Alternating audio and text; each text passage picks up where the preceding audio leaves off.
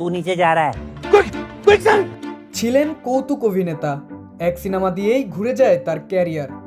এখন বড় পর্দা ওটিটিতে গুরুত্বপূর্ণ চরিত্রে দেখা যায় তাকে। তিনি আর কেউ নন, আরশাদ ওয়ারসি। আজ 19 এপ্রিল এই অভিনেতার জন্মদিন।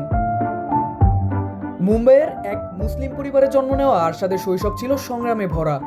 বাবা আহমেদ আলী খান ছিলেন একজন কবি, কিন্তু অল্প বয়সেই হারান মা বাবাকে। পরিবারের আর্থিক অবস্থা খারাপ হয়ে গেলে 10ম শ্রেণীর পরেই পড়াশোনা ছাড়তে বাধ্য হন। মাত্র 17 বছর বয়সে জীবিকার তাগিদে বিক্রয় কর্মীর কাজ শুরু করেন। বাড়ি বাড়ি গিয়ে প্রসাধনী বিক্রি করতেন। নাচের প্রতি প্রবল আগ্রহই তার জীবনের মোড় ঘুরিয়ে দেয়। 1991 সালে একটি নাচের প্রতিযোগিতায় চ্যাম্পিয়ন হন। এরপর 1992 সালে বিশ্ব নৃত্য চ্যাম্পিয়নশিপে আধুনিক জাজ বিভাগে 4র্থ স্থান অর্জন করেন। সেখান থেকেই ক্যারিওগ্রাফার হিসেবে কাজ শুরু করেন এবং ধীরে ধীরে চলচ্চিত্রে সুযোগ পান। 1996 সালে তেরে মেরে স্বপ্নে সিনেমার মাধ্যমে অভিনয় অভিষেক হলেও প্রকৃত সাফল্য আসে মুন্না ভাই এমবিবিএস সিনেমায় সার্কিট চরিত্র অভিনয়ের মাধ্যমে।